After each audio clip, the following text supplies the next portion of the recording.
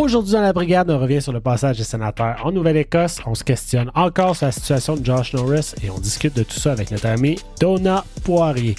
Tout ça et beaucoup plus dans un instant.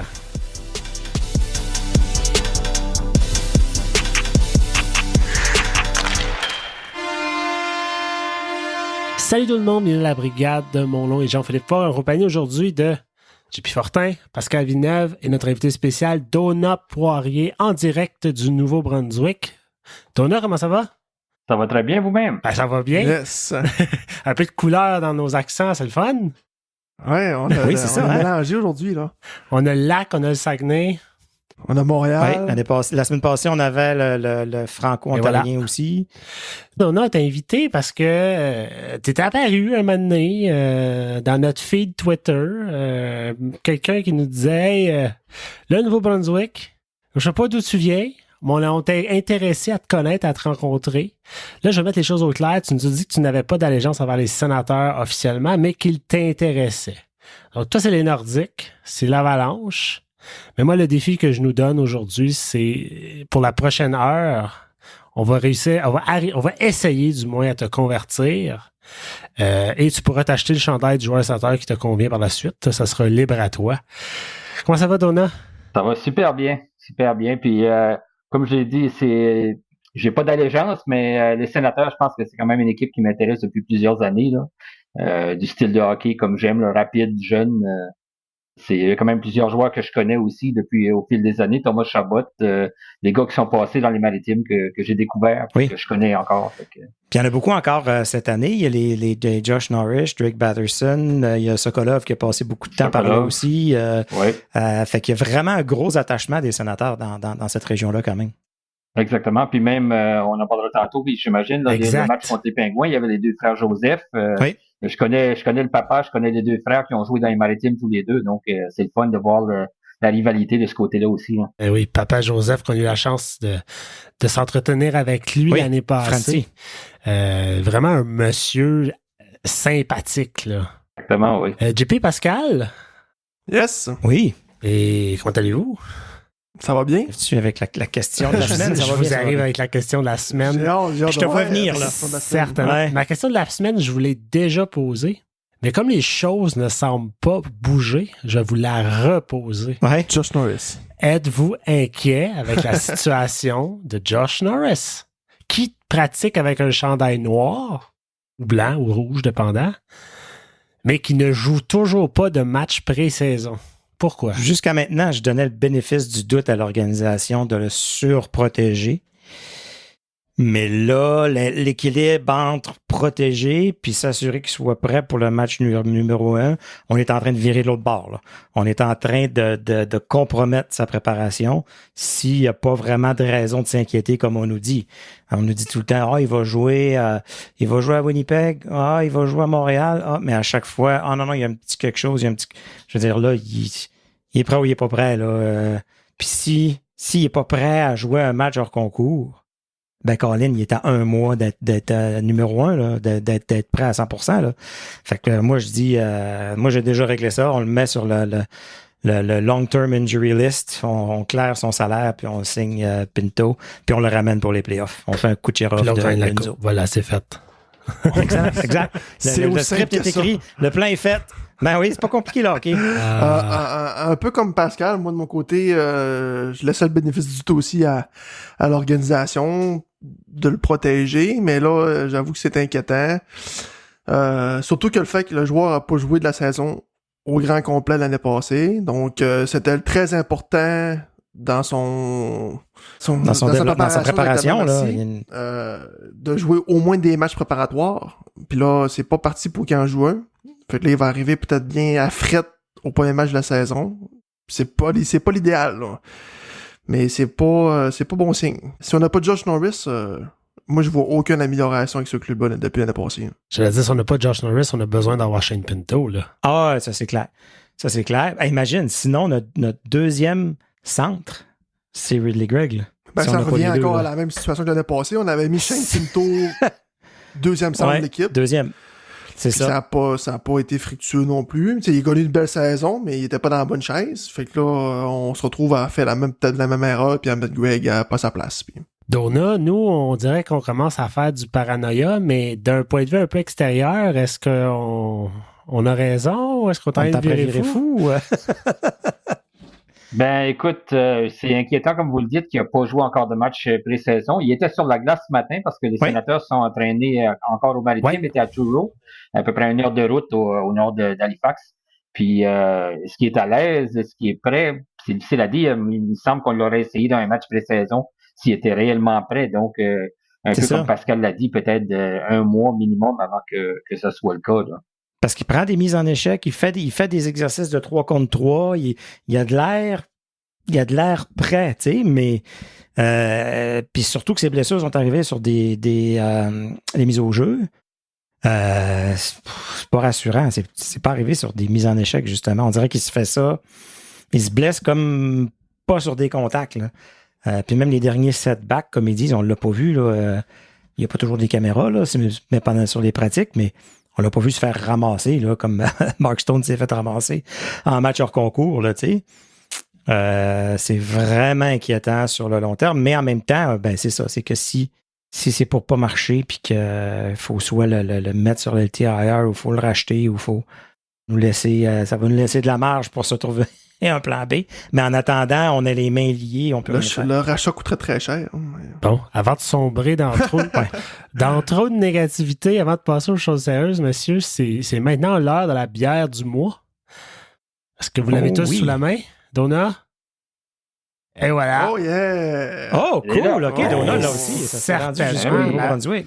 La bière du mois, ce mois-ci, gracieuseté du 5e baron à Aylmer, qui nous a tous les 4 expédié ça dans des belles petites boîtes de carton. Donc, la Partisan qui fait un retour cette année. La Partisan, on se souvient, est disponible en 2 couleurs, en noir et en rouge, ainsi qu'en bleu, blanc, rouge, pour illustrer un peu comment la région est quand même divisée en 2 camps, la région d'Ottawa-Gatineau.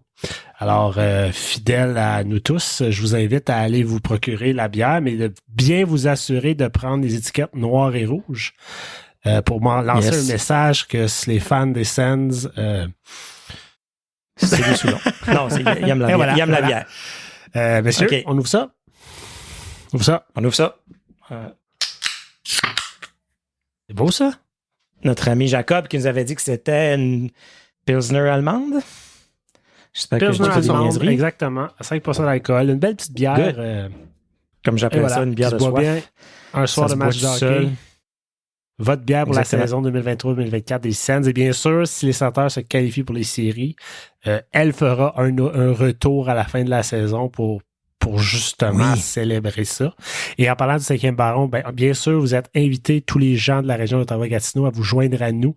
J'y serai, Pascal y sera, pour le party de lancement de la saison qui se tiendra au 5e baron. Podcast live animé par Transitor, DJ Prosper qui va animer la soirée et bien sûr diffusion du match sur écran géant. C'est un rendez-vous. Sinon, dernière annonce, on peut toujours lire les articles de notre ami Stuart Sabourin au silver7.com. Cette semaine, il fait un petit retour sur notre entrevue avec Jeanne Maisonneuve la semaine dernière et s'adresse un petit peu à tout ce qui entoure la PWHL, son arrivée à Ottawa et tout ça, ce que ça implique. Alors, on vous invite à aller lire ça. Silver7 Cents. Silver7cents.com. JP Fortin, à toi l'honneur de nous faire ton warm-up. Absolument. Donc, dans les dernières nouvelles des Sénateurs, on a eu. Laissez-moi me retrouver ma note. Les Sénateurs se sont ajoutés un morceau au 2e étage. On avait entendu parler de certaines rumeurs de ce monsieur au courant de l'été si jamais monsieur Michael Andlauer devenait propriétaire de la formation. Donc, Steve Staios devient président des opérations au hockey et tout de suite sur les réseaux sociaux, tout le monde a vu le potentiel remplaçant de Pierre Dorion si la saison devient une catastrophe. Dernièrement, donc durant le camp d'entraînement, les Sénateurs ont fait parler d'eux avec certaines décisions. Donc de retourner Igor Sokolov, Jacob Bernard Docker et Lassie Thompson dans les mineurs par le fait même, ils ont dû passer par le processus de ballottage et malheureusement, Lassie Thompson a trouvé preneur et il va maintenant, pour lui, là, c'est une belle destination. Ça en va sous le soleil de Anaheim avec les Ducks. On a eu aussi une vague de coupures au camp d'entraînement, donc en date du 4 octobre, on a Tyler Cleveland, Zach Ostapchuk, Kevin Mandolese qui retourne avec les Sénateurs de Belleville pour la saison. Et on a une belle surprise dans le camp d'entraînement, et ça, personne ne l'a vu venir un peu du champ droit. Notre ami de la brigade, Maxence Guénette, qui devient un peu par surprise, là, devient le 7e défenseur de la formation, parce qu'il est toujours au camp d'entraînement au moment où on se parle. Donc c'est vraiment une belle surprise, puis une belle histoire, Maxence Guénette, avec le camp d'entraînement 2023. Toujours, on a parlé de Josh Norris là, et de l'inquiétude. On est toujours en inquiétude avec Shane Pinto, Pierre Dorion qui commence à manquer de minutes là, pour préparer à sortir un lapin de son chapeau pour trouver une solution pour signer Pinto. Et on est présentement à une semaine du début de la saison. Et il y a un certain joueur de l'Europe qui fait très bien et fait parler de lui, c'est Jiri Schmeichel, qui semble avoir une chimie avec Robbie Järventie et Drake Batterson. Voilà les warm-up de la semaine. Tu l'as pas dit, mais important de mentionner qu'en date de l'enregistrement, le 4 octobre, les Sénateurs ont 4 victoires, 1 défaite en match pré-saison. Oui, c'est vrai. Dont 2 victoires contre les Maple Leafs. Bon, on a perdu une petite avec notre équipe D contre l'équipe complète des Canadiens. Ça, on s'énervera pas trop avec ça. Et bien sûr, 2 belles victoires dans l'Est, au pays de Sidney Crosby. Et d'ailleurs, on peut commencer avec ça. Donna, c'est ton coin, ça? Qu'est-ce que tu peux nous dire sur ces matchs-là? Oui. Écoute, le premier match contre la Floride, c'est sûr que c'était un événement en soi parce que c'était beaucoup plus large que le match. L'événement Craft Hockeyville qu'on accueille dans la région pour la deuxième année consécutive. Et puis, les Sénateurs, de ce qu'on me dit aussi, parce que la personne qui a organisé ce concours-là dans la région du Cap-Breton, c'est une connaissance à moi qui s'occupe de hockey féminin. Les Sénateurs ont été très, très impliqués, là, très généreux dans la communauté. Moi, je l'ai vécu l'an dernier ici. Ils sont venus jouer à Bouctouche, dans le sud-est du Nouveau-Brunswick. Et puis, le match proprement dit, oui, est important. Comme ici, c'était les Canadiens, là-bas, c'était la Floride. Mais je pense que l'événement comme tel, puis être présent dans la communauté pour les Sénateurs, ils font très, très bien. Puis ça, je pense que les gens d'ici l'apprécient parce que autant les rencontres avec les joueurs, les sessions d'autographes, ils sont disponibles avant les pratiques, après les pratiques. Moi, l'an dernier, on a eu la chance, on avait notre première équipe féminine, puis oui, 3A. Première année, ils ont été invités sur la glace le vendredi matin avec la pratique avant le match contre les Canadiens. C'est des souvenirs que les gens d'ici se souviennent, puis ça a été la même chose au Cap-Breton, là. Fait que le match comme tel, j'ai vu le match, c'était un très bon match. On sait qu'un camp d'entraînement, ça sert à évaluer les joueurs, c'est pas nécessairement les meilleurs qui sont là, mais j'ai aimé aussi ce que les Sénateurs ont fait, c'est de faire jouer les joueurs, si on veut, locaux. Matthew Highmore, on a Sokolov qui a joué au Cap-Breton qui était là.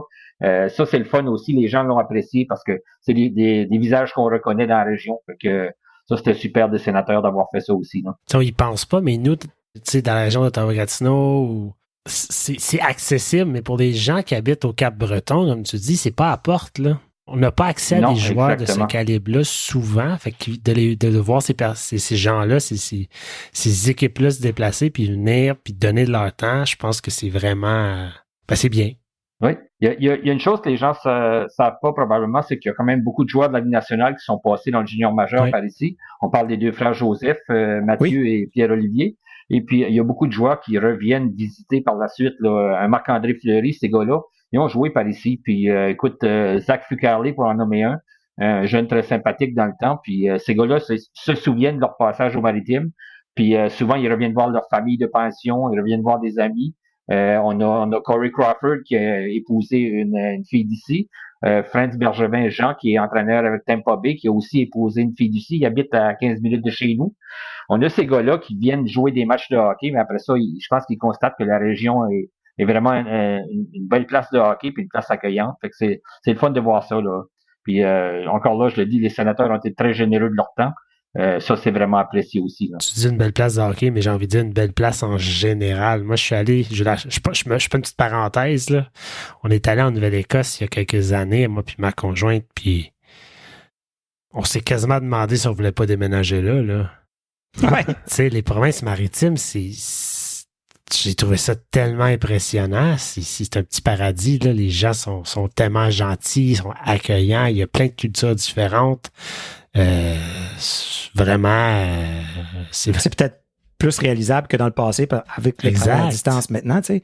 Je sais que des fois, ce qui est difficile, c'est que c'est beaucoup de travail saisonnier. Fait que c'est dur de vivre une vie complète là-bas ou de déménager là-bas pour vivre. Mais si tu as le bon travail, coût de la vie et demeurer peut-être un peu plus raisonnable que ce que c'est rendu ici, les maisons puis tout ça. Fait que puis de ce qu'on entend, tout le monde semble se trouver des femmes là-bas. Fait que les femmes doivent être belles en plus. Fait que tous les paysages sont beaux. Moi, Donald, j'ai une question. Quand on reçoit des matchs de même dans des milieux, des petits milieux comme ça, est-ce que, outre le match, est-ce qu'il y a un événement alentour, des choses qui se rajoutent? Oui, dans le cas de Kraft Hockeyville, si on peut utiliser le mot, c'est un package complet parce qu'il y a des événements. La Coupe Stanley était sur place. Il y a plein de choses déjà organisées. Il y a des sessions d'animation. Il y a des gens invités, des entraîneurs invités qui rencontrent et qui donnent des conférences. Il y a des choses pour les jeunes. C'est vraiment un événement en soi. Là. Je compare encore à l'an dernier avec les Sénateurs et les Canadiens. Ce qui avait gagné, c'était une réserve autochtone ici dans la région de Bouctouche. Ils sont allés avec la Coupe Stanley. Il y a eu une parade de la Coupe Stanley dans le petit village. Okay. Ah, cool. C'est vraiment, on met le paquet, là. C'est beaucoup plus qu'un simple match de hockey, cool. Comme je le dis, là. Puis les pratiques sont très accessibles. C'est ouvert aux gens aussi pour que les gens se rapprochent des joueurs, là. Fait que c'est vraiment un événement en soi. Puis je pense que c'est ce qui fait la popularité de cet événement-là. Puis comme je dis, puis les Sénateurs, si je me trompe pas, c'est leur 7e ou 8e présence dans les Maritimes en match pré-saison, là. Oh oui, très souvent, là. Moi, je me souviens de longue date, là, oui. C'est un beau marché à aller chercher, puis c'est un beau marché pas mal bilingue en même temps. Fait que ça ressemble un peu à Ottawa-Gatineau dans le sens où ça se passe beaucoup dans les deux langues, là. Oui, puis c'est des régions, Halifax particulièrement, là, avec les championnats du monde junior l'an dernier, là. Écoute, c'est des villes de hockey aussi, là.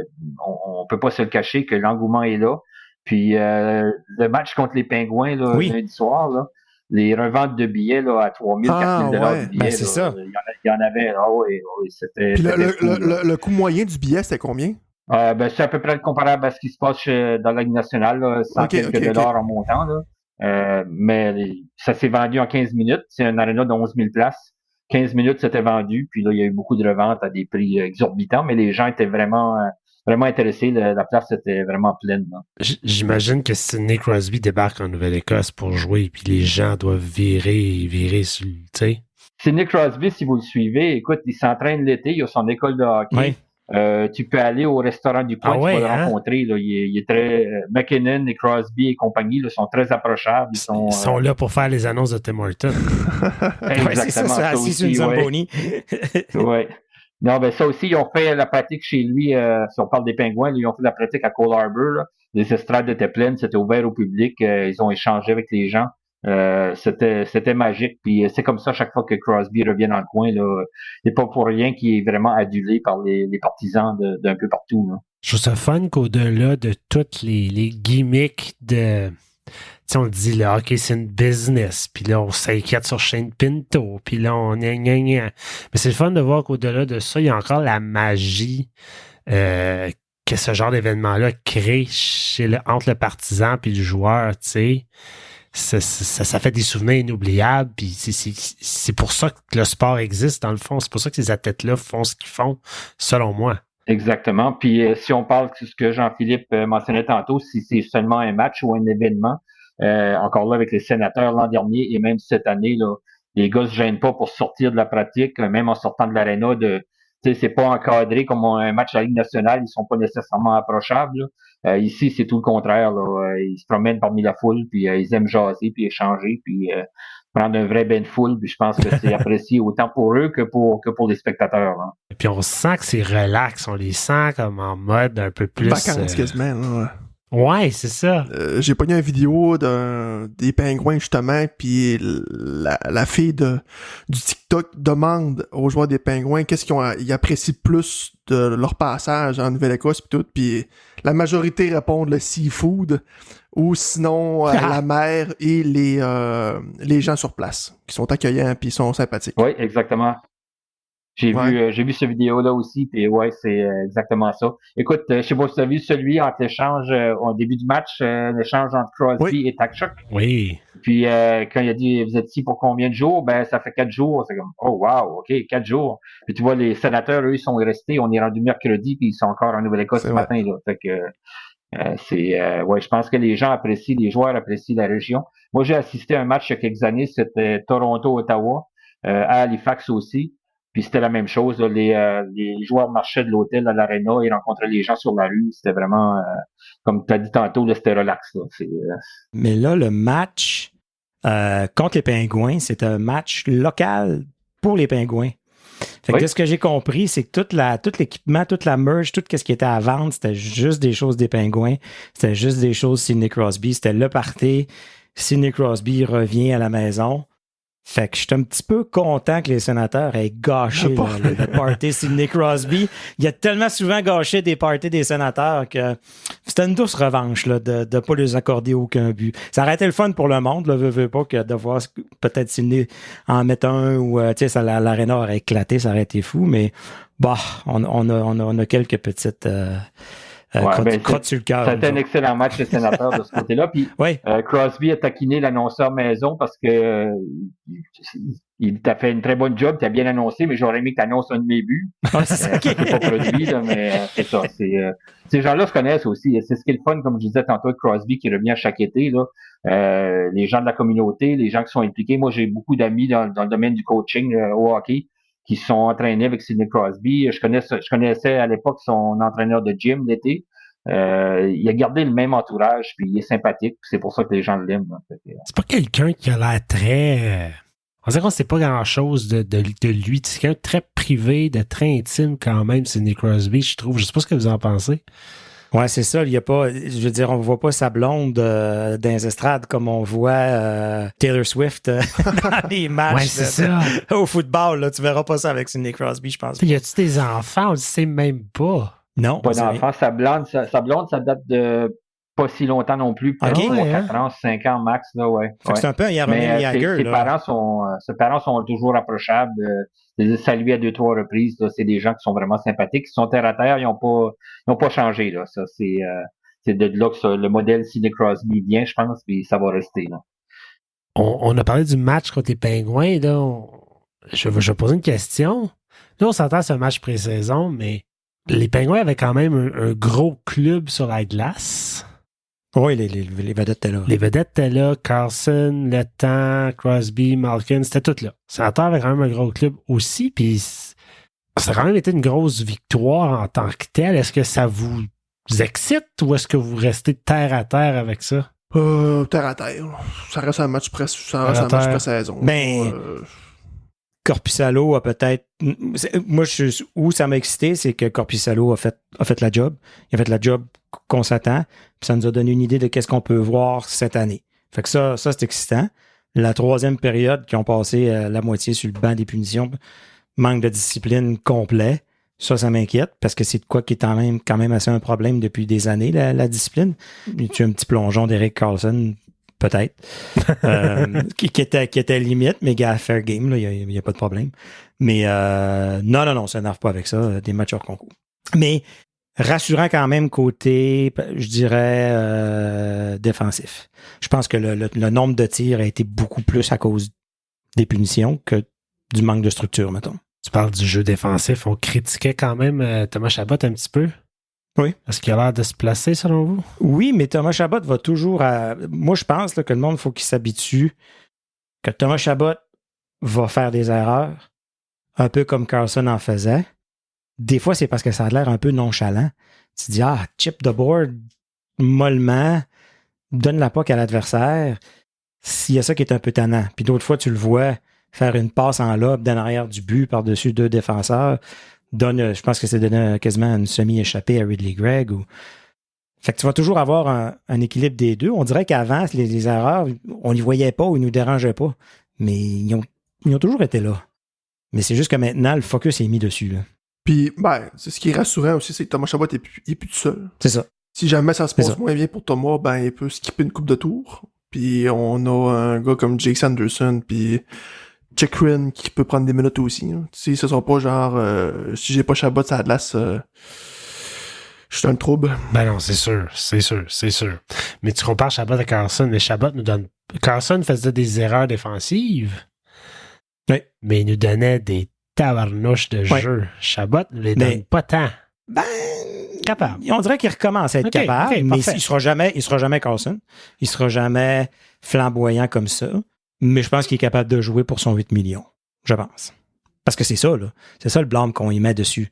C'est qu'on dit, buddy, tu coûtes 8 millions. On veut que tu joues comme un gars de 8 millions. C'est ça compte. Moi, si je peux ajouter là-dessus, moi, j'ai surtout vu Thomas Chabot jouer dans le junior ici avec les Sea Dogs. Puis c'est son style. Puis c'est un gars qui aime oser. Oui. Puis quand tu oses, tu vas avoir des erreurs, c'est certain, là. Puis je pense que garder le même style, il est peut-être un peu plus craintif dans la Ligue nationale parce que justement, c'est flagrant s'il fait une erreur, c'est coûteux. Mais dans le junior, il faisait à profusion. Puis je pense que c'est là qu'il a dû se calmer un peu puis dire OK, je change mon style un petit peu parce que il avait pas peur de tenter des longues passes, tenter des jeux qu'un autre joueur n'oserait pas tenter. Lui, il faisait très bien dans le junior, mais là, au niveau de la Ligue nationale, faut y penser un petit peu avant d'agir des fois. Ouais, puis tu sais, l'année passée, moi, je trouvais que c'était long. Il y avait la rondelle, c'était lent, c'était long. Des fois, go! Il réfléchit beaucoup. C'est ça. Fait que j'ai hâte de voir comment ça va évoluer. Idéalement, il va avoir moins de minutes par match que les saisons dernières. Ça n'a plus de bon sens. Mais un joueur que moi, personnellement, je vais observer cette année, c'est Thomas Chabot, de voir comment il s'adapte à la nouvelle réalité de la défensive, je pense. Ouais. Ben moi, au contraire, je trouve que je veux qu'on y laisse la paix. Cette année, je veux qu'on regarde. Ah oui, 100%. Autres. Il n'est plus tout seul. Thomas, tu fais partie dans le depth chart, là, il est peut-être rendu deuxième, troisième. Donne-nous ce que tu as à donner. Tu n'es plus tout seul. Tu as du monde autour de toi. Tu as Sanderson, comme tu disais, JP, tu as Chikrin, puis si on descend encore dans le depth chart, là, on peut parler justement des les quelques joueurs qui ont été mis au balotage, là, dont on a eu dans le fond Sokolov en avant, puis on a eu justement JBD, puis Lassie Thompson. Lassie Thompson qui avait probablement le meilleur camp dans tous ces gars-là.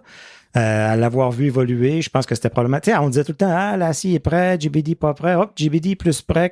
On a toujours comme... Puis là, cette année, Pierre Dorion nous avait dit, JBD est pas mal en avance pour se prendre la 6e place, puis tout ça. Puis là, pas tout. Puis tu sais, dans les 3 qui ont été mis au balotage, il y a Lassie Thompson qui a été réclamé. Puis si une équipe réclame un joueur, c'est pour le faire jouer dans la Ligue nationale. Fait que c'est le seul joueur que nous, on trouvait pas assez bon pour jouer avec nous dans notre équipe NHL, qu'une autre équipe a dit que oui, il peut jouer avec nous. Les 2 autres, tout le reste de la Ligue a pensé comme nous. Là. Vous pouvez redescendre. Personne n'était prêt à les prendre pour les mettre dans leur équipe. Mais là, tu dis quelque chose d'important. Oui.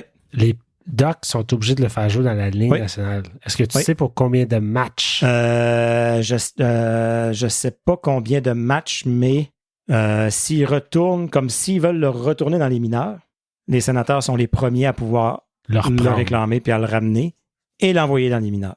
Et quelque chose que tu as dit, moi je pense que les Ducks que j'ai entendu étaient les premiers en liste pour pouvoir le réclamer. Ouais, normalement, c'est tu vas avec le classement de l'année d'avant. L'équipe qui finit dernier. S'il y en a plusieurs, c'est l'équipe qui a fini le plus loin qui a le droit. Intéressant à voir. Moi, personnellement, j'ai une opinion, là, je vais la partager. Et on est là pour ça. Ça s'en va à tous ceux sur Twitter qui capotaient leur vie parce qu'on avait perdu Thompson l'autre soir. Oui. On peut-tu arrêter de se faire croire qu'il faisait partie de l'avenir de cette défensive-là? Qu'il était un morceau important? Clairement, qui tu enlèves de cet alignement-là pour le mettre à sa place? Ouais, moi, c'est pas ça comme je voyais ça. C'est le fait qu'on a repêché ces gars-là, ces 2 choix de première ronde, Je suis d'accord. Puis même Sokolov, que ce soit deuxième. Là, le message qu'on lance, c'est qu'on a abdiqué sur ces gars-là. Et c'est des échecs. Pour l'organisation, en tout cas. Peut-être. Tellement que personne d'autre les veut, là. C'est dommage, parce que, tu sais, on avait parlé d'un... Puis Donut, tu vas pouvoir en rajouter, parce que tu viens de la région avec Sokolov, là. Mais... Pas de la Russie, non, je veux dire, où est-ce qu'il a joué son junior. Où est-ce qu'il a joué son junior. Ah, OK. Mais tu sais, Sokolov, on avait dit qu'il avait signé un contrat two-way, 1 an, que c'était genre le contrat de la dernière chance, et là, se met à retourner encore à Belleville. Selon moi, son chien est mort pour Ottawa. S'il veut percer dans les nationales, ça va être ailleurs. C'est fort probable parce que c'est souvent ça qui arrive dans les organisations. On va évaluer les joueurs qu'on a dans notre cours, qu'on a repêchés, on va les scruter à la loupe pendant 2-3 ans, puis on dit OK, il manque quelque chose ou ça nous convient pas. Puis là, il y a une autre équipe qui va peut-être prendre une chance avec. Moi, Sokolov, ce que j'aimais de lui, c'est un gros gabarit, il est physique, il avait pas peur d'aller au filet. C'est pas le plus rapide, il est très bon, mais je pense qu'il pourrait convenir à une autre équipe facilement. Là. Si on regarde certaines équipes qui manquent de profondeur, Sokolov pourrait se retrouver dans la Ligue nationale éventuellement qu'une autre équipe. Peut-être que les sénateurs ont tiré la serviette, mais ça dépend de ce qu'ils ont en arrière qui montent aussi comme jeunes, etc. C'est souvent le cas. Là. Tu regardes beaucoup d'équipes de la Ligue nationale, après 2-3 ans, là, si le gars n'a pas percé puis qu'on avait beaucoup d'espoir, on va le laisser aller, ou on a peut-être quelqu'un de plus prometteur en arrière de lui, même s'il n'est pas rendu déjà là. C'est probablement ça qui va arriver pour ce cas-là. On va le laisser aller éventuellement, puis il y a une équipe qui va certainement être très heureux de l'avoir. Mais c'est ça, à droite, on n'a pas une grosse profondeur à droite, là. Après Mathieu Joseph, là, puis ça m'amène à un autre point, c'est que, tu sais, le mot qu'on entend partout, qu'on se dit... Ouais? Je suis pas d'accord avec toi, mais là. De quoi? Techniquement, sur papier, à droite, on a Claude Giroux, Drake Batterson, Vladimir Tarasenko, là. Non, je parle de profondeur. Je parle pas de notre top 6, top 9. Là. OK, je parle après ça. Après ça, c'est pas là qu'on a... C'est ça. Ben, le plus grand profondeur en relève, point final, c'est mon avis. Hein? Ben, tu sais, à gauche, on a... En tout cas, je pense qu'on en a un peu plus. Puis au centre, il y a plus de joueurs peut-être qu'on est prêt à dire, OK, il peut faire un bout de temps. Tu sais, à droite, là, c'est Highmore, Oscar Peterson. Là. On avait Josh Bailey, on a Reinhardt, Curry, je sais même pas c'est qui. Ça descend, ça tombe vite à des noms que ça ne tente pas de voir. Mais tu sais, les sénateurs disent que on dit depuis un bout de temps, les sénateurs, leur repêchage, c'est leur force, sont peut-être pas bons pour faire des échanges, sont peut-être pas bons pour... Mais, OK, ils ont peut-être une certaine force dans les rondes suivantes, mais en première ronde, là, si les sénateurs ne repêchent pas dans le top 5, c'est une catastrophe. Là. Si on regarde là, depuis Thomas Chabot là, qui était 18e, là, on peut même remonter avant ça. Là, 2012, on parle de Cody Ceci, 15e. Curtis Lazar en 2013. Colin White en 2015, 21e. 2016, Logan Brown. 2017, Shane Bowers. Puis là, tu tombes. OK, 2018, on repêche 4e. Brady Tkachuk. Après ça, 2018, JBD. 2019, Lassie Thompson. Puis là, 2020, là, on a le choix de 3 et 5. Fait que là, ça va bien. On est correct avec Timmy et avec Jake Sanderson. 2020, Ridley Gregg, puis 2021, Tyler Boucher. Fait que tu sais combien... Puis, mais en même temps, on a des belles surprises dans d'autres rondes que, tu sais, Max Guénette qui nous arrive de nulle part. Tu dis, wow, good job de l'avoir repêché, mais à quelque part, es-tu si bon que ça pour repêcher? On va dire que c'est plus si évident. On va dire que Trentman est parti, je sais pas. Oui. As-tu un lien? Je sais pas. Mais ben, c'est très possible. Puis on voyait C'est drôle parce qu'il y avait une photo de quand ils ont repêché Lassie Thompson, puis Trentman est là, puis Trentman, il n'y a pas un sourire, là, mais pas du tout. Là. Il voulait peut-être pas l'avoir. Ça n'a pas l'air d'un gars qui vient de repêcher son prospect, mais pas du tout. En tout cas, mais c'est dommage, parce que tantôt, tu l'as dit, là, Lassie Thompson connaissait vraiment un bon camp, puis je pense que c'était le meilleur défenseur dans les autres qui se battaient pour une place, là. Moi, que j'avais remarqué. Je pense que c'est un défenseur avec un certain talent offensif qu'on pense qu'on en a assez, puis on veut se concentrer peut-être. On voulait peut-être donner une dernière chance à JBD, qui lui, on lui demande, soit défensif, casse pas ta tête. C'est bon. Mais en tout cas, on paraît mal. Je serais curieux, par exemple, de C'est facile de se mettre à paniquer quand on regarde ça, mais en comparaison avec d'autres équipes, c'est hit or miss, là. Le repêchage, c'est pas une science infuse. C'est ça. C'est du SRE, mais rendu là, ton équipe de développement a un travail à faire aussi, rendu là. C'est ça. Là, mais ça, c'est l'autre problème. Y a-t-il un problème au niveau du développement? Ben, l'autre man est parti aussi. Fait que les deux man qui étaient responsables du repêchage et du développement, je le lance pas des roches, là. Pas du tout. Je pense qu'ils ont fait un travail honnête, puis ça semblait être des bonnes personnes, puis tout ça. Mais peut-être que ça fera pas de tort de recommencer avec des nouveaux yeux. C'est ce qui nous amène à parler peut-être de Steos qui arrive. Oui. C'est pas un 2 de pique, là. Veux pas, c'est un gars qui a joué 1000 matchs dans la Ligue nationale. Plusieurs équipes canadiennes. Il a été déjà DG avec les Bulldogs d'Hamilton, a gagné là. Il est allé jouer à Edmonton. Pas jouer, mais il est allé être une espèce de vice-président là, de développement hockey ou opération hockey avec Edmonton. Fait qu'il arrive avec un bon bagage, malgré qu'il a de l'air tout jeune encore. Il n'a pas l'air d'un gars qui a joué 1000 matchs dans la Ligue nationale et qui vient s'insérer vraiment là, entre Pierre Dorion puis Andlauer. Je ne sais pas comment Pierre Dorion va prendre ça. En apparence, il va jouer la game de « Je suis content, la vie est belle, tout va bien, mais... Ouais. Il est là dans le rétroviseur en tabarouette. Là. Ton patron, qui vient juste d'arriver, vient d'engager un de ses bons chums pour être ton patron à toi. Oui, oui. Puis, il disait qu'il voulait de l'aide, mais il voulait peut-être, lui, engager du staff. Pas se faire mettre quelqu'un au-dessus, là. C'est pas une situation idéale. On l'a vu dans d'autres organisations. On l'a vu à Toronto. On l'a vu... tu navigues en terrain trouble quand tu sais que tu as quelqu'un au-dessus de toi ou quelqu'un derrière ton épaule que à la moindre indécision ou moindre mauvaise décision, tu vas peut-être perdre ton poste. Ça devient un peu difficile d'opérer de cette façon-là. Là. Fait que, je sais pas qu'est-ce qui va se passer avec Pierre Dorion, mais comme vous autres, je pense que il sent la soupe chaude un peu que oui, ça sera pas facile s'il prend pas les bonnes décisions dans la prochaine année ou les 2 prochaines années. À quel point que c'est lui qui prend les décisions? C'est ça je me demande. Est-ce qu'il doit faire approuver chaque décision ou c'est juste quelqu'un qui est là pour, si tu as besoin d'un deuxième avis, deuxième opinion, tu veux jaser de des idées, tu veux me parler de tes plans, ou au bout du compte, c'est Steos qui va dire lui, tu t'en débarrasses, lui, tu t'en débarrasses, lui, tu vas me le chercher.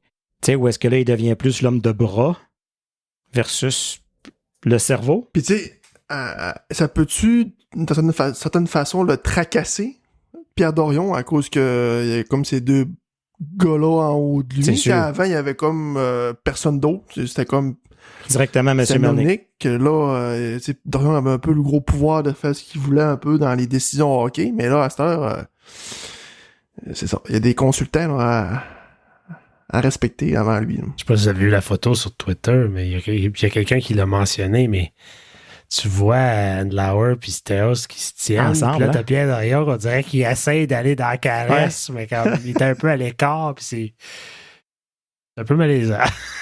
Ben, tu sais, puis avec raison. Parce qu'il y a pas toutes les équipes qui ont des présidents non, il n'y en a pas beaucoup. Des opérations dans hockey. Beaucoup d'équipes, c'est président et directeur général, c'est la même personne. Là. C'est ça.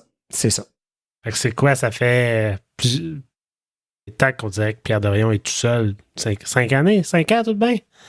Ils n'ont même pas besoin d'engager quelqu'un d'autre. Ils font juste le clairer, puis lui devient ça DG, fait plusieurs années que tu fais un job tout seul, puis là, d'un coup, on t'engage quelqu'un pour te tenir par la main. Non, c'est ça. T'as plus le droit à l'erreur. Mais c'est correct, on est rendu à un stade où on n'a plus le droit à l'erreur.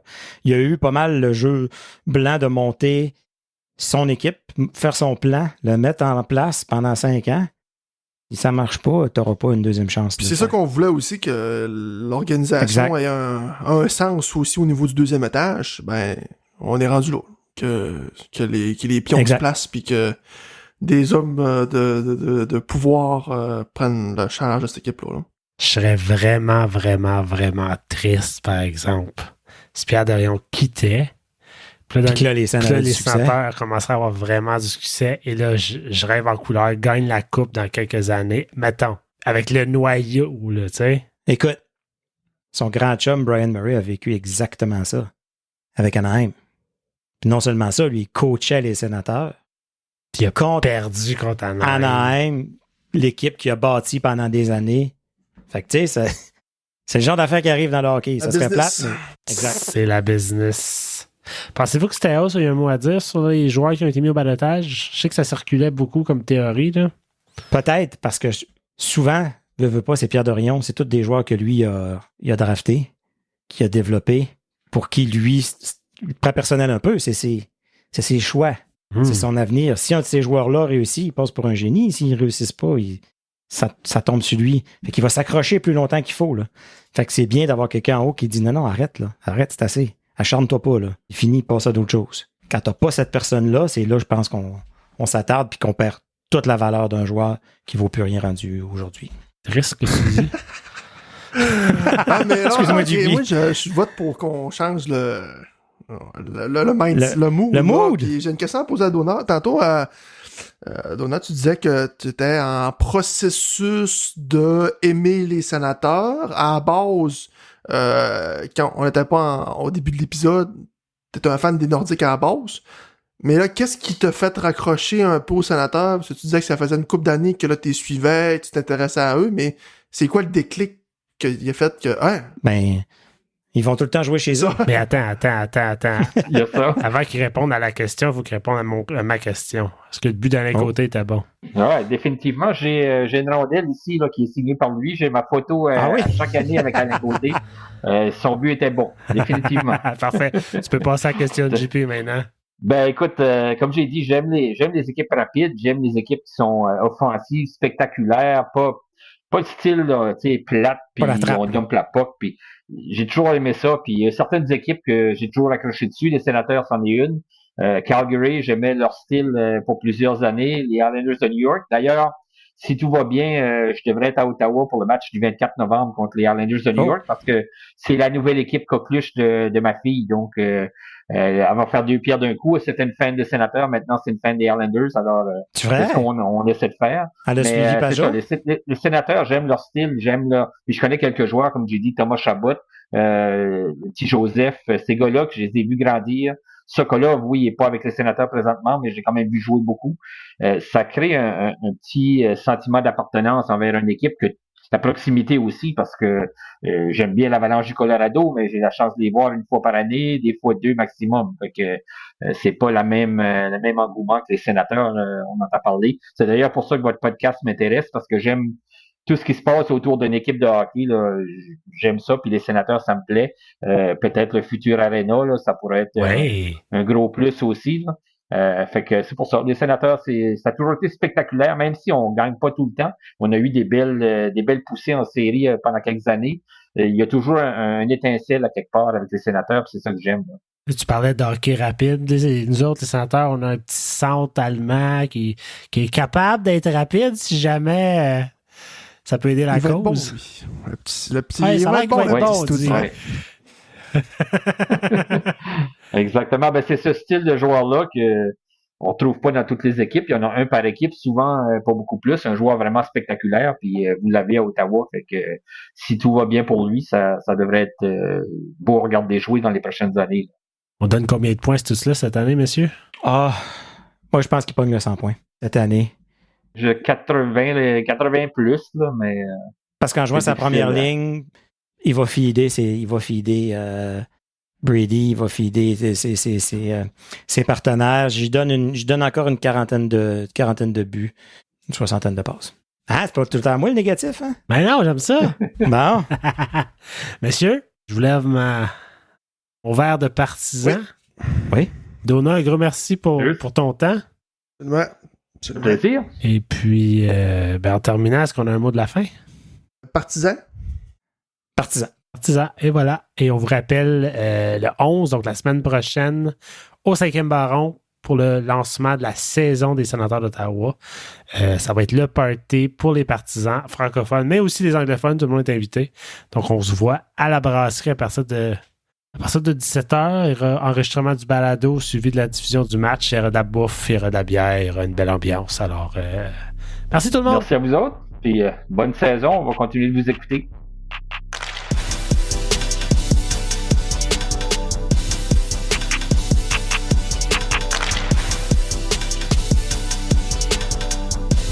du match, il y aura de la bouffe, il y aura de la bière, il y aura une belle ambiance. Alors, chez Barbie's Resto Bar Grill. Non, Pascal. Et toute une ambiance.